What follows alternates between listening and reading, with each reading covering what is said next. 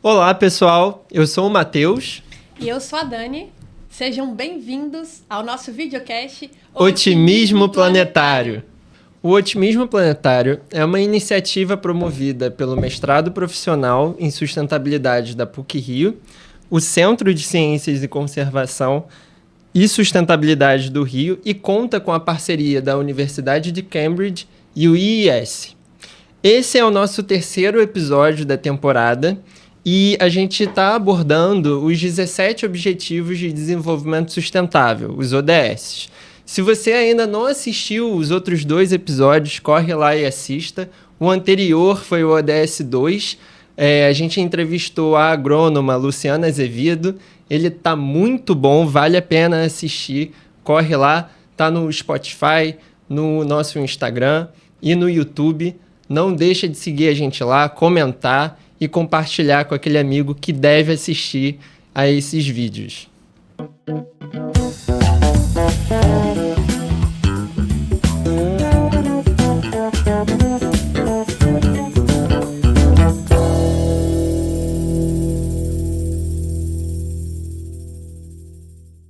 Hoje a gente tem o privilégio de estar contando com a participação especial do psicanalista e psiquiatra Carlos Pires Leal para estar abordando o ODS 3, Saúde e Bem-Estar. Ele é membro da Sociedade Brasileira de Psicanálise do Rio de Janeiro, além disso, tanto da Federação Brasileira quanto da Associação Internacional de Psicanálise do Brasil. Carlos, para começar aqui a nossa conversa, a gente queria, primeiro, para colocar todo mundo na mesma página, falar um pouquinho o que é a psicanálise e quais são os seus benefícios para a saúde e para o bem-estar. Bom, primeiro eu queria agradecer, dizer que a honra é toda minha, de estar tendo a oportunidade de estar com vocês aqui hoje, pensando sobre a sobrevivência do planeta, Se há alguma questão mais nobre na vida, eu não sei qual pode ser mais do que a ideia da gente poder pensar o que está acontecendo com o nosso planeta e o que podemos fazer para preservar a vida sobre ele, dentro do planeta. Muito obrigado pelo convite. A gente agradece. Bom, a psicanálise é um campo de conhecimento que foi fundada por Sigmund Freud. A gente arredonda a data mais ou menos 1900, o marco inaugural da psicanálise é o estudo monumental do Freud sobre a interpretação dos sonhos, é um marco zero, vamos dizer assim, e a psicanálise é tanto um campo teórico, um método de pesquisa e uma prática clínica. Ela tem essas 3 vertentes, portanto, ela não é apenas uma técnica psicológica de tratamento, mas é uma forma de pensar a cultura, de pensar o homem e de pensar o homem consigo, com a sua subjetividade também. Então, essa simplificadamente, é o que é a psicanálise e o que ela vem fazendo nesses últimos quase 130 anos. Nossa, maravilha, perfeito. E como que a gente pode pensar nesses benefícios, assim, diretamente ligando com o nosso ODS, o ODS 3? Tem como a gente fazer alguma analogia desses benefícios que ela poderia estar trazendo? Eu acho que sim, é importante primeiro a gente marcar que o campo da emergência climática, o campo ambiental de uma maneira geral, ela é tematizada pela psicanálise desde a época de Freud. Olha. Quer dizer, não é alguma coisa agora, não é alguma coisa recente. Uhum. O Freud já dizia que o homem tem basicamente 3 feridas, 3 áreas de mal-estar muito importantes. Uhum. Um que vem da natureza, outro que vem do corpo, das limitações, das características do corpo humano mesmo, e outro que vem das regras do marco, das leis, vamos dizer assim, que regulam a relação entre as pessoas e que marcam a civilização, um marco civilizatório, um marco legal de regulação da convivência humana, criando restrições, criando necessariamente áreas onde a gente abre mão do prazer expresso de uma maneira sem limites, e, em compensação, a gente ganha a possibilidade de viver junto, de viver em sociedade, pagando um preço por essas abdicações, por essas por aquilo que a gente abre mão. Né? É importante que a Associação Internacional de Psicanálise, da qual eu faço parte, e que foi fundada pelo próprio Freud em 1910, a Associação Internacional ela tem um comitê do clima. Ela tem a sede em Londres e tem um comitê permanente do clima, com representantes, inclusive, do Brasil. Né? Já vou citar uma pessoa muito importante nessa área, Maria Luísa Gastal, né, da Sociedade Psicanalítica de Brasília, que ela compõe esse comitê. Então, na realidade, a psicanálise se envolve com essa questão, teoriza sobre isso, há uma produção teórica muito importante e que convida o homem, a cultura, as pessoas a pensarem nas suas relações com o meio ambiente. Né? Só para complementar, quer dizer, um aspecto que eu acho importante é que uma das compreensões que a psicanálise vem trazendo é a ideia de que, por mais eloquentes, dramáticos, né, que sejam as manifestações dos eventos climáticos extremos, da desertificação, dos tufões, das chuvas torrenciais, das oscilações de temperatura, inclusive mobilizando e gerando os chamados refugiados climáticos, que até 2050 vão somar aproximadamente 216 milhões de refugiados. Nossa. É muita coisa. Climáticos. Muita e a gente coisa. Parando para pensar, agora que aconteceu esse incidente, né, infelizmente, das enchentes no Rio Grande do Sul, que se tornaram refugiados climáticos também. Né? Pois, sem dúvida, muitos refugiados climáticos se geraram agora com essa lamentável situação, não é, dos rio-grandenses, né, do Sul. Né? Mas uma coisa que é interessante, há essa mobilização, essa comoção nacional, e se for prevalecer o que vem acontecendo, não vai demorar muito tempo para que isso seja uma página virada e que não se pense que isso é tão somente uma manifestação a mais num conjunto de manifestações que vem acontecendo pelo menos nos últimos 50 anos. A elevação da temperatura no planeta ela vem subindo sem nenhum recuo nos últimos 50 anos. Então, a psicanálise também se ocupa e se preocupa com a ideia de um fenômeno que a gente podia chamar de delírio coletivo ou negação coletiva, de não se ocupar disso no cotidiano. Né? Por várias razões, a gente pode ir conversando sobre isso, mas essa é uma das contribuições, pensar sobre essa cortina de fumaça, essa exclusão dessas questões tão dramáticas da conversa, dos temas da cultura cotidianamente. Né? Uhum. Interessante, super necessária essas reflexões, né? E, Carlos, a gente, nessas conversas prévias, né, até chegar aqui, a gente descobriu que você é montanhista, que você mora em Nova Friburgo. A gente até trouxe uma imagem aqui lá do Nascer do Sol do Caledônia. Olha que beleza, não é? linda Só uma ali. curiosidade, quem tirou essa foto? Fui eu. Vai ver os 3 picos ali, o dedo de Deus lá à esquerda. Que demais. Parece, salvo algum engano, meu dedo de Deus. E você deve estar aí a cerca de 2.000 metros de altitude, aproximadamente. Eu conheço bastante tanto de cima quanto de baixo. Bela imagem. Com certeza. Mas, assim, infelizmente, né, também uma experiência que você teve há alguns anos atrás, que se contradiz um pouco com uma imagem tão linda dessa, você experienciou ali na pele uma situação terrível, né, de uma catástrofe que aconteceu em Nova Friburgo em 2011. Se você puder contar um pouquinho também para a gente como é que foi essa vivência. Olha, foi uma vivência muito mobilizante, até hoje ela é muito tocante para mim, né, e para milhares de pessoas que viveram uma tragédia ambiental. Eu fui em 2011, final de 2011, eu fui dormir, no dia seguinte acordei para fazer minhas coisas, e nessa noite nós tivemos a notícia que haviam 500 pessoas que haviam morrido nesta noite. Né?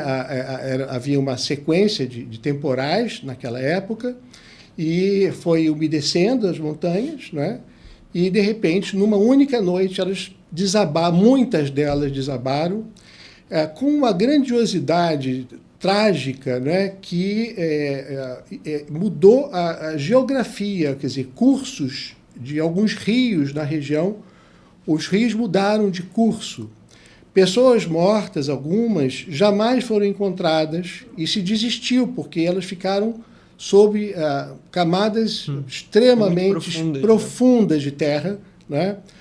E, enfim, um prédio no centro da cidade caiu pela metade, né? E eu, na época, era médico, psiquiatra e psicanalista, trabalhando num hospital geral, e tive que participar de situações bastante doídas, bastante sofridas, de comunicação, de morte de filhos. Atendi pessoas que desabaram como um tobogã nesse prédio, né?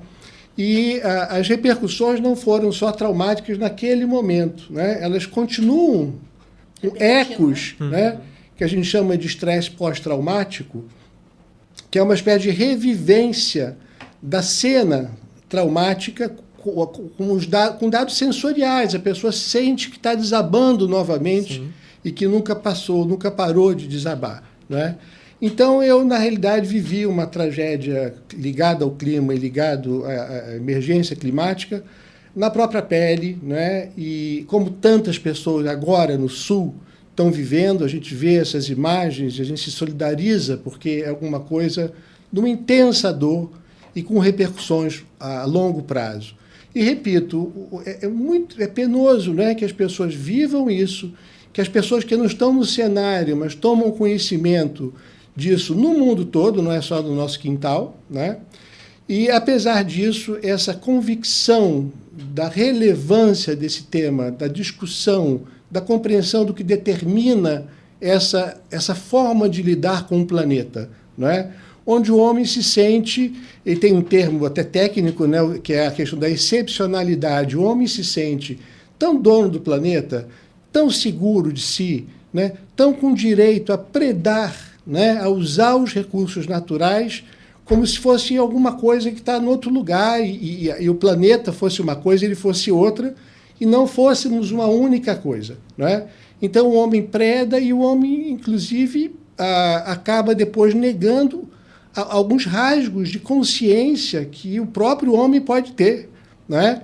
E muitas vezes se gera uma questão que é quem percebe aquilo e comenta, há toda uma contracorrente que fala, não, isso a ciência vai resolver, ou não está acontecendo, né?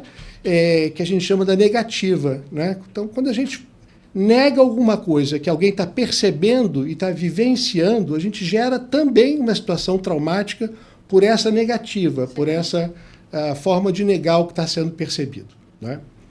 Eu acho que isso daí vai estar conectado diretamente com a próxima pergunta, que é assim, pensando num túnel do tempo, a gente fazendo uma breve retrospectiva, há 4 anos atrás, em 2020, parece como se fosse ontem, né? A gente perde um pouco da noção, fica uma dilatação de tempo. Infelizmente, a gente estava vivendo uma crise sem precedentes, que foi a pandemia. Impactou, assim, o mundo inteiro, né? E parou o mundo de forma literal, né? Então, impactou a vida de bilhões de pessoas e algumas das causas possíveis para isso são o desmatamento, né, dos ecossistemas, a invasão dos habitats e a mudança do uso do solo. E uma das questões que surgem, né, no meio disso tudo é exatamente isso que você estava comentando, né? Só que agora por um outro viés, assim, é a relação do ser humano com a natureza e agora indo para a questão da propagação de doenças. Aí uma pergunta que a gente fica questionando, né? Por que a gente não consegue observar essa mudança de comportamento, sendo que é uma questão tão urgente, tão primordial, né? E tá tudo relacionado também com essa questão anterior das mudanças climáticas, só que ainda impactando ainda diretamente a vida do ser humano, né? Eu sei que é uma pergunta que não é fácil. E eu acho também, Dani, que se falou muito, né, na época sobre essa mudança de modelo, tanto modelo de produção, modelo de como que as pessoas vão viver.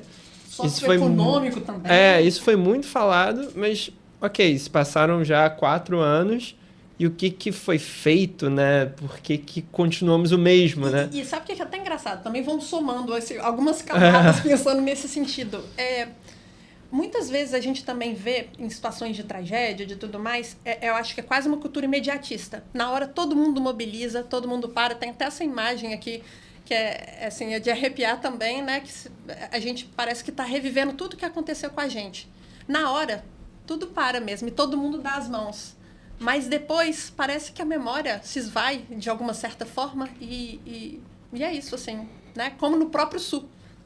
Agora não continuamos com a enchente, mas e as pessoas agora, né? Eu sei que foram muitas camadas, né? A pergunta foi diretamente com as doenças, mas está tudo conectado de uma certa forma. Eu vou escolher algumas camadas, né, e a gente conversa depois, né? Enfim. Aliás, é muito importante que esse projeto de vocês seja mantido, ele próprio preservado também, não é? E que tenha continuidade essa reflexão, possa gerar, quem sabe, publicações depois também, né? Pois eu acho que recuperar a experiência da pandemia, né, é extremamente importante, e associando ela à crise, à emergência climática, porque são, na realidade, aspectos de uma mesma questão, né? A vivência da pandemia foi uma vivência que teve essa marca de ser uma vivência que envolveu diretamente todas as pessoas do planeta ao mesmo tempo.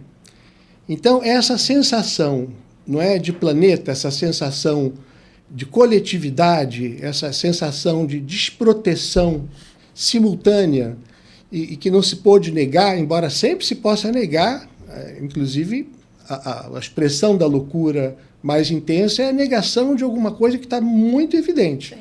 E o oposto também acontece, você poder ficar apavorado com uma dimensão fantasmática da fantasia daquilo que não está acontecendo. Então, tem essas duas possibilidades. Mas recuperar isso é poder ter um prenúncio, não é, do que pode acontecer de traumático, de dramático, de coletivo, quando o meio ambiente é atacado. Foi uma pequena amostra, aliás, vale a pena lembrar que os cientistas, os biólogos, os epidemiologistas já diziam antes da pandemia que havia um risco que a pandemia planetária pudesse acontecer. Isso não gerou. Então a gente pode usar um pouquinho, né, embora sempre tenha a ideia, eu acho que foi o Mário Quintana que dizia que a experiência é um retrovisor, né? Um espelho voltado para trás. Mas alguma coisa da história do passado serve para nos guiar e para nos remeter ao futuro.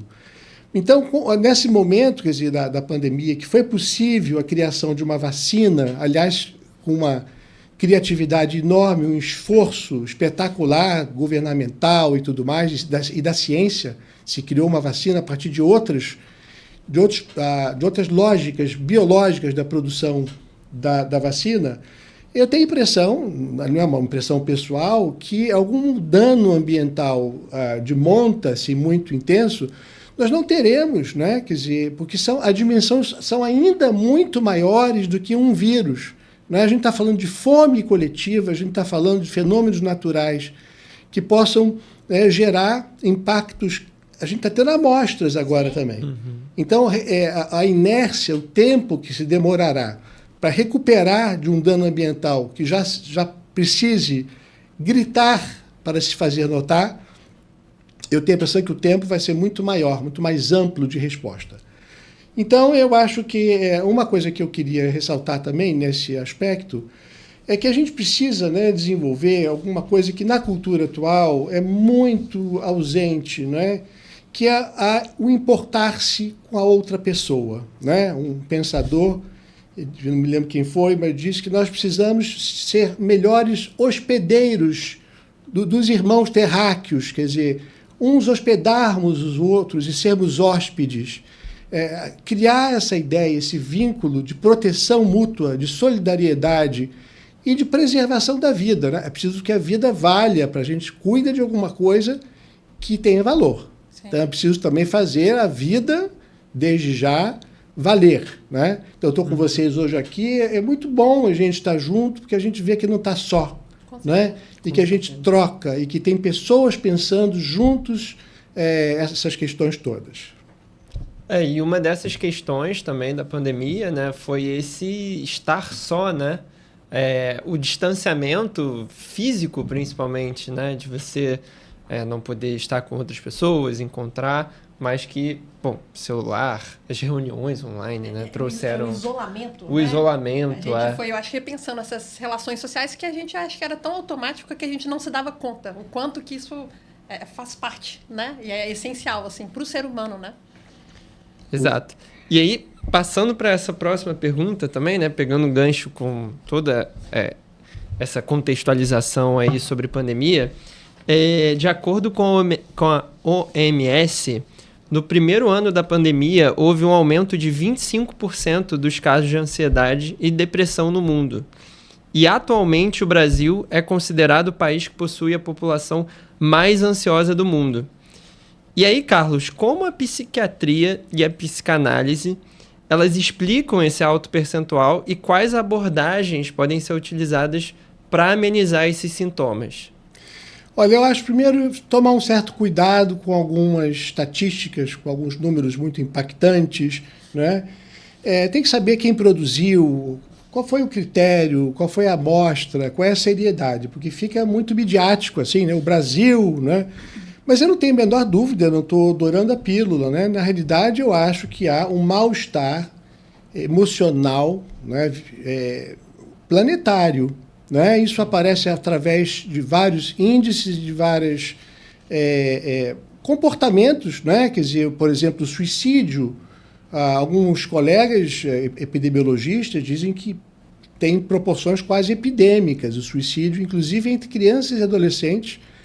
E o mal-estar, né? Que a gente vê uma ansiedade, um consumo de drogas e o consumo de uma maneira geral, consumo de imagens, consumo de produtos incessante, compulsivo, para aplacar um desassossego, né? Uma falta de sentido do viver. Então, eu acho que isso é muito importante, quer dizer, o consumo de psicotrópicos, tanto os ansiolíticos, são os remédios para ansiedade, os antidepressivos, o álcool, as drogas, né? As relações abusivas, quer dizer, o abuso, a ideia de que isso vai aplacar uma angústia que são muito intensas, né? Eu acho que fazer frente a isso é preciso pensar em vários níveis. Tem um nível mais imediato, que é o nível de perceber que isso está acontecendo e oferecer ajuda, né? A partir da pandemia, houve uma busca muito grande dos consultórios, dos psicanalistas, né? Dos psicólogos, dos psiquiatras, e houve também a confirmação de que o tratamento online ele se tornou mandatório. Não era possível receber nos consultórios, né? Eu já atendia online, atendo online até hoje, mas isso aumentou muito, né? Mas a questão terapêutica é a questão já do incêndio que já se alastrou. É importante que a gente pense na prevenção, nas causas, né? Tem um termo chamado melancolia ambiental. E tem um livro até todo sobre isso. E a melancolia ambiental, assim, um dos aspectos importantes é a impossibilidade das pessoas, dentro dessa cultura, viverem os seus lutos, o luto que decorre da percepção dessas perdas e desses riscos. Então a gente vive uma cultura onde a gente tem que ser vencedor, a gente tem que ser bem-sucedido, a gente tem que ganhar dinheiro, não é? O neoliberalismo ele cultiva essa ilusão, e se você não corresponde é porque você não fez o que devia fazer pessoalmente. Não se trata de uma crise cultural, civilizatória, mas isso traz, evidentemente, uma sobrecarga, né? Então, uma das questões é que a gente possa ser capaz de perceber e não negar. Quando a gente percebe, se solidarizando, a gente pode perceber porções mais amplas da realidade e a gente pode aguentar a dor da perda ou da perspectiva da perda, né? Sem que a gente ou se desespere ou menospreze ou mesmo negue. Então, a psicanálise, entre outras áreas terapêuticas e construções culturais, dispositivos, recursos, a psicanálise tenta ampliar essa capacidade da gente tolerar o impacto que já sente, perceber né, aspectos que a gente não tinha percebido e poder acolher dentro da gente e a partir daí, inclusive coletivamente, se tornar possível passar da apatia para o engajamento por um planeta que sobreviva, né? Porque é catastrófico a falta de engajamento de uma maneira geral. Tem até um ponto, quando você foi falando, eu não quis te interromper de forma alguma, mas me veio também até parando para pensar nessa questão até do Brasil, um ponto que também eu acho que poderia estar se somando a isso é a questão das redes sociais, que estão tão presentes também na nossa vida, né? E ela tira um aspecto, eu acho que é muito importante, que não... eu acho que é um dos mais importantes que a gente tem, que não tem como voltar atrás, um recurso que é o tempo. Então, as pessoas, muitas vezes, elas acordam, vão para as redes sociais. Eu não sei se eu acho que também tem, talvez, uma certa comparação, né, de vida, de sucesso, que é como você mesmo estava explicando para a gente, né, uma cobrança nesse modelo socioeconômico que a gente vive hoje, de que sempre é isso, é sem fim, né? Você sempre tem que estar sendo vencedor, não pode parar, né? E é muito legal isso da gente poder parar, né, e da psicanálise ajudar isso, parar, refletir, sair do automático e tentar entender, né? E refletir, né? Até que ponto que isso é saudável, né? Pois é. O campo da reflexão, o espaço da reflexão depende de um tempo, né? A gente reflete na pausa. A gente, enquanto está se movendo, predominando a ação ou o consumo, ou mesmo a relação com as mídias sociais, que tem uma série de vantagens, né? A interconexão entre as pessoas. Sim, com certeza. É espetacular, né? Agora, é evidente que é uma mídia, é um meio, né? Então, esse meio pode ser usado para os fins mais variados possíveis, né? Mas eu acho que um aspecto que vale a pena pensar, incluir também nessa conversa, é a predação, né, não só do planeta, mas a predação da relação entre as pessoas, entre as classes sociais, e o abismo, a desigualdade social no mundo, que é uma outra coisa escandalosa, né? Quando a gente pensa no Brasil, assim, um único dado, mais de 12 milhões de irmãos brasileiros sentem fome aguda, não é a fome crônica, que também é terrível, mas dor na barriga por não saber o que vai comer naquela noite. 12 milhões de brasileiros.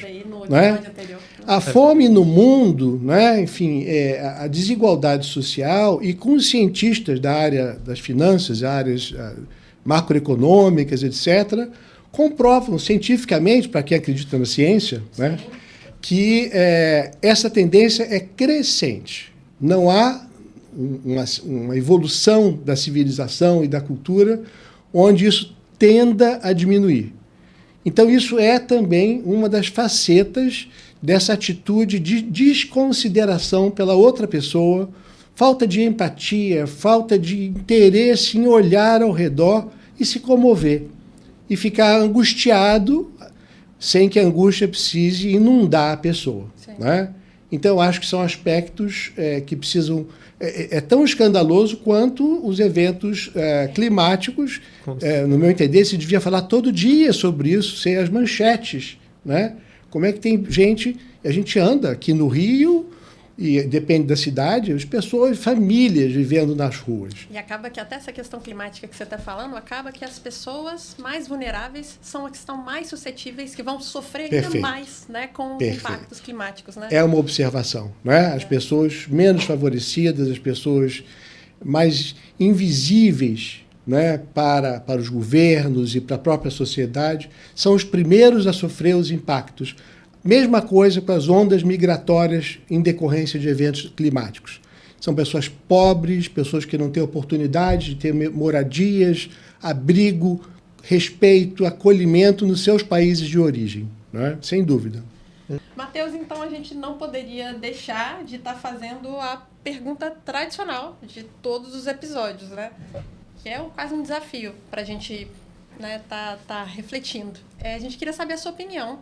Diante de tudo que a gente foi conversando no episódio de hoje, como que a gente pode manter uma postura otimista, né, em todos esses desafios que a gente abordou hoje, né, sobre o ODS 3, saúde e bem-estar? É uma provocação, hein, que vocês fazem depois da gente falar de tanta desgraça, de tantas coisas tão desencontradas e problemáticas e traumáticas. Mas, olha, eu acho que eu não sei se eu chamaria de otimismo ou eu preferiria chamar de uma atitude utópica realizável, quer dizer, uma utopia realizável.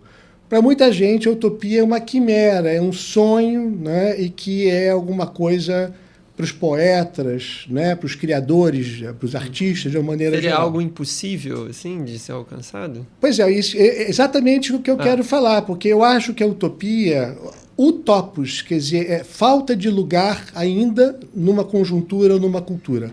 Aquilo que ainda não tem lugar.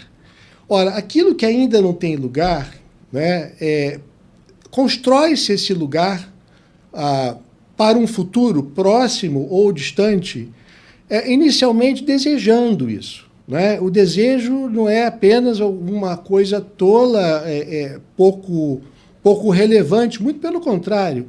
O desejo nos move, o desejo cria inicialmente internamente na gente, nos sonhos, sejam os sonhos dormindo, esse que a gente, filminho que passa a noite na nossa mente, sejam os sonhos que a gente chama de devaneio, né? O que a gente está fazendo é um pouco um sonho compartilhado nesse momento. Né?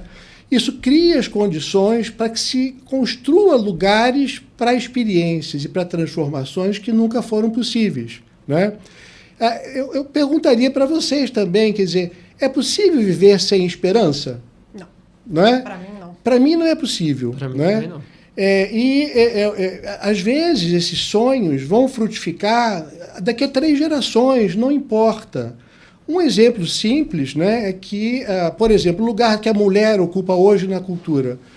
Na minha infância, era inimaginável. A mulher era dona de casa, era uma pessoa submetida ao homem, e estamos conversados. O que a mulher, a partir de um sonho de 40, 50 anos atrás, das próprias mulheres que foram adiante, mas da cultura e dos homens e dos espaços que foram sendo abertos. Era utópico. Não é, se tornou uma realidade. Então, eu estou falando de alguma coisa que para a psicanálise também se chama de fé, mas não é a fé religiosa. Né? É a fé de se acreditar em alguma coisa que virá, que não é visível ainda, mas que ela pode se tornar uma realidade, mas não, porque esperar e esperança também tem o mesmo raiz, né? Então não é um esperar sentado, não é um esperar apático, é um esperar esperançoso e ativo, né? Nós estamos hoje aqui compartilhando esperanças, acreditando em utopias, e isso está nos movendo para produzir alguma coisa que vai ser ouvido, vai ser percebido, vai mexer com algumas pessoas, assim espero eu, né? E é interessante também isso que você falou, assim, a gente sabendo disso, sozinhos também a gente não consegue fazer nada, né? Chamar para ação, né? Compartilhar esse sonho e se mover, eu acho que também faz muita diferença, né? Sem dúvida, eu acho que a gente precisa quebrar o silêncio em torno dessa questão, né? Usar as redes sociais, usar todos os recursos que a gente puder, e ter um convidado de honra para essa discussão, que são as crianças. Com certeza. A educação ambiental, a mobilização das crianças, né, é extremamente necessária. São convidados de honra para essa utopia de vida, né, pela vida, pró-vida, e acreditando que isso pode e deve se converter em atitudes que várias delas nós já sabemos quais devem ser. Então, não estou falando só em teoria, né, eu estou falando no meu campo, como é que a gente lida com essas questões. Quando eu recebo um paciente no meu consultório, às vezes com sofrimentos muito intensos, eu não sei onde vai dar isso. Mas se tem um gesto dele, por um lado, que bate na minha porta, ou bate online na minha porta, né? E eu estou ali para ouvi-lo, para estar com ele, para um projeto que a gente não sabe onde vai dar, é uma aposta que nós dois fazemos, utópica, e que gera transformações. A psicanálise tem essa potência, né, de, pelo menos, de fazer essa aposta e de colher frutos, muitas vezes, muito ricos e transformadores. Né? Fantástico. Você deu até uma ideia interessante, né? Quem sabe a gente pode chamar convidados de honra, crianças, né, para estarem aqui com a gente, refletindo sobre um Com futuro, certeza. né? Um futuro que eles esperam, né? Seria ótimo, seria incrível ter aqui. E, bom, Carlos, então a gente vai se encaminhando para o nosso último bloco. Assim, tão interessante que dá. Nesse bloco aqui, a gente traz perguntas mais descontraídas para também as pessoas conhecerem um pouco mais sobre você. Aqui a gente acabou modificando uma pergunta, a gente substituiu uma pergunta, então vai ter esse ar de surpresa também. E bom, até uma observação também. Vamos ver se os nossos seguidores eles estão atentos de observadores. As perguntas do bate-bola nem sempre tem uma ou outra que não se repetem. Elas são adaptadas para o ODS. Então, exatamente. Fiquem de olho. Exatamente. Bom, então, Carlos, o que você faz para manter a sua saúde mental em dia? Bom, a saúde mental ela precisa ser cultivada todos os dias, né? E cada um vai encontrando a sua forma de preservação. A experiência pessoal que eu tive com a minha análise pessoal foi decisiva na minha vida, muito importante. Então, eu acho que esse registro da experiência analítica é muito importante. Mas é muito importante a gente criar, né, campos prazerosos na vida. Eu tenho muito prazer, né, em estar com pessoas, né? Seja no consultório, seja com vocês aqui. Eu acho que é muito inspirador e muito prazeroso para mim e também muito desprazeroso muitas vezes, mas faz parte, não é, desse movimento do encontro, do desencontro, do conflito, né? Mas a conviver, para mim, é muito rico. Além disso, eu sou uma pessoa apaixonada, né, por música, né? Que tipo de música? Como? Qual tipo de música? Todo tipo de música, né? E não só um ouvinte, mas uma pessoa que aprende música, instrumento musical, né? E estou até namorando com a perspectiva de composição. Mas ainda é uma utopia para mim. É uma utopia, mas já tem um lugar no meu desejo. É uma intenção. Espero que seja realizável. Se eu fizer, eu vou mandar para vocês depois. Queremos. Minha primeira música. Vai ser ótimo. Legal demais. Se você pudesse ter um superpoder, qual seria e por quê? Se eu tivesse um superpoder, eu tentaria tocar as pessoas para a preservação da vida, né? Tocar, quer dizer, poder encontrar as palavras, as atitudes. Não precisa ser um superpoder, não, né? Eu acho que pode ser um poder possível, mas esperando pela não desistência de buscar isso. Então, é isso. O meu poder seria sensibilizar que a vida vale a pena, mas é preciso cuidar da vida e a gente assumir a cota de responsabilidade pela preservação da vida, aí, evidentemente, incluída a dimensão amorosa, tanto pelo planeta quanto a relação erótica, amorosa entre pessoas, não é? Então, por aí. Bacana. E aí, pensando assim, você teve um dia mais estressante, um dia pegado. Qual que é a sua maneira favorita de desestressar, assim? No fim de um dia, ou, sei lá, acordei, tive um dia pesado ontem, vou fazer... Olha, a resposta é simples para mim, que é procurar o meu instrumento musical, né? Que tem a ver com percussão, né? Basicamente o pandeiro e o violão, né? Então, a música é extremamente terapêutica no sentido amplo da palavra e me dá enorme prazer. E sempre que possível tocar junto, porque aí eu somo a vinculação, né? Então, tem grupos de chorinho, tem pessoas queridas que tocamos juntos. Minha família é uma família, meu filho, minha filha, minha esposa, todos somos da música. Então, meu genro, então a gente se junta, tocamos. Isso é muito prazeroso. Que legal. Música toca a alma, né? Toca a alma.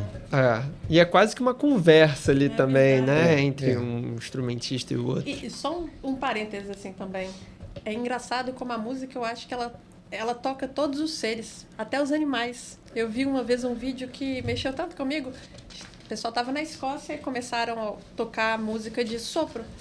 E aí tava no curral, as vacas todas espalhadas. Aí eles começaram a tocar, todas as vaquinhas chegaram perto da cerca e ficaram só assim. Sem dúvida. A música.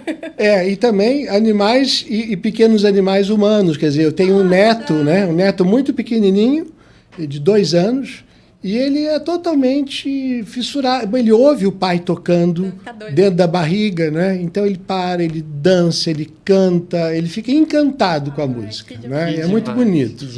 Isso me desestressa, isso me reconecta com a vida nos momentos onde a gente, humanamente, titubeia, não é? Se fragiliza. Isso é humano, isso, né? Com certeza. Inevitável. Bom, só mais 2 perguntinhas aqui. Se você pudesse viajar para qualquer lugar do mundo, para onde você iria e por quê? Bom, eu gostaria de viajar para o mundo todo, conhecer o meu planeta.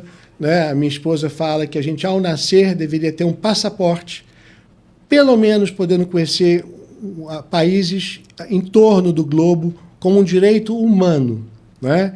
Conhecer, até porque é preciso que a gente conheça para poder preservar e se encantar pelo planeta. Verdade. Né? Mas eu, para responder mais objetivamente, eu gosto muito de viajar para baixo d'água. Né? Eu sou um mergulhador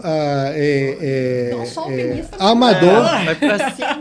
Amador, né? Amador, eu não sou profissional, né? E já mergulhei em vários mares, enfim, né? Batismo? Você já fez batismo? Não, eu tenho brevet de mergulhador. Olha, mergulhador, né? Mergulhador amador. Né? E o nosso planeta é o planeta água, como o Arantes, né?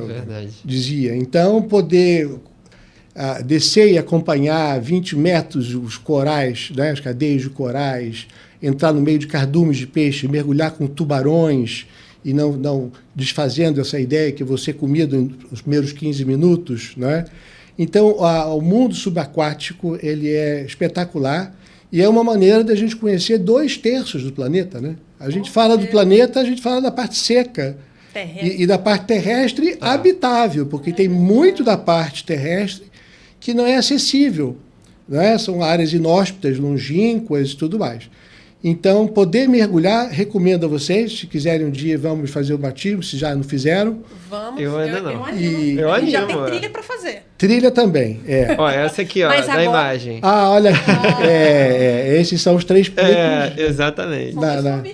Na região, é uma beleza, né? É uma beleza, esse é o capacete e são os 3 picos. Pico maior, que é o pico mais alto aqui da Serra dos Órgãos, né? O pico médio, o pico menor, aqui chama-se capacete. Esse é o Parque Estadual dos 3 Picos. Vêm pessoas da Europa e de fora do Brasil para conhecer as cervejarias. Estou fazendo marketing agora da região que eu escolhi para ficar uma boa parte do meu tempo. Então, é uma maravilha. São os 3 picos. Né? Perfeito. E a última perguntinha é se você pudesse jantar com qualquer pessoa, viva ou não, quem seria? Eu não tenho dúvida. Eu gostaria muito de jantar com o meu mestre inspirador, Sigmund Freud, em Viena, né?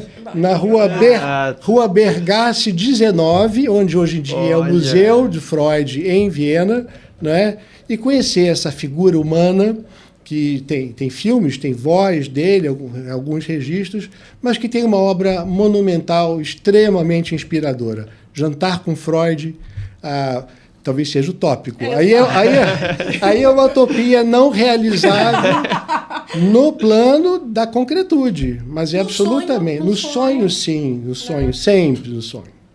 Demais. Eu queria... Fica à vontade. Possível, se quiser fazer o marketing também do seu podcast... É verdade, ótimo ponto. Eu vou fazer, quer dizer, eu vou dar algumas referências de pessoas que... poucas, né? Então, por exemplo, um site que eu recomendaria famíliaspeloclima.org.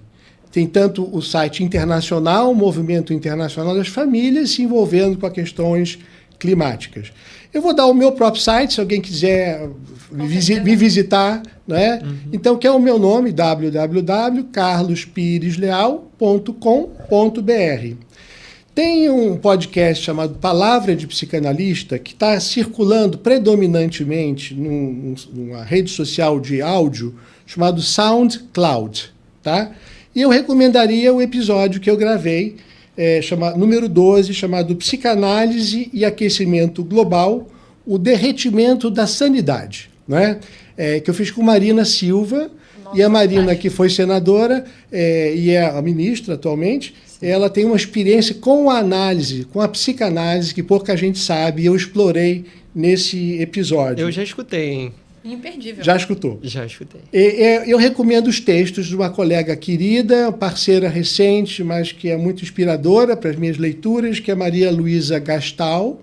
Ela tem vários textos disponíveis na internet, enfim, é da Sociedade de Psicanálise de Brasília, tá? Então, são essas 3 referências, só para ficar alguma coisa que as pessoas possam expandir, tá? E, a hora que eu puder, eu queria terminar com uma citação. Lógico. Sobre a utopia. Tá, então eu vou fazer o seguinte, pode ir com vamos com a nossa frase agora, sua citação, e aí depois a gente dá um alô aí para os nossos... Muito bem. É muito breve, mas muito inspirador e me tocou muito, né? Que é de Eduardo Galeano, esse escritor espetacular, e que ele fala o seguinte: a utopia está no horizonte. Me aproximo 2 passos, ela se afasta 2 passos. Caminho 10 passos e o horizonte corre 10 passos. Por mais que eu caminhe, jamais alcançarei. Para que serve a utopia? Serve para isso, para que eu não deixe de caminhar. Nossa Eu Senhora. gosto. Isso é para fechar com chave de ouro. Melhor forma. Não poderia ser melhor. Gente, então a gente gostaria de agradecer muito, né, a participação de vocês estarem aqui com a gente, nos assistindo ou ouvindo. E agradecer ao nosso convidado. Carlos, muito obrigada, né, pelo seu tempo, né, que você tá aqui com a gente, tá trocando. A gente está aprendendo, tá nos ensinando e, né, depois, na próxima temporada, com certeza, vamos, né, voltar com esse convite. Com Vai ser um certeza. prazer. Olha, eu quero agradecer a vocês enormemente. A gente aprende e ensina o tempo todo, né? Então, eu estou aprendendo muito. A gente organizar as ideias para conversar com vocês, todo o cuidado com a produção que vocês têm tido, a pré-entrevista e tudo mais. Muito obrigado, foi uma oportunidade muito, muito agradável e espero que sensibilize as pessoas um pouquinho mais. Com certeza. Então, continue interagindo nas nossas redes, né? A gente está adorando ver as mensagens e a gente se vê em breve. Agora com, na verdade, ODS 3, novamente, Saúde e Bem-Estar, mais uma convidada vai estar com a gente. Obrigada. Obrigado.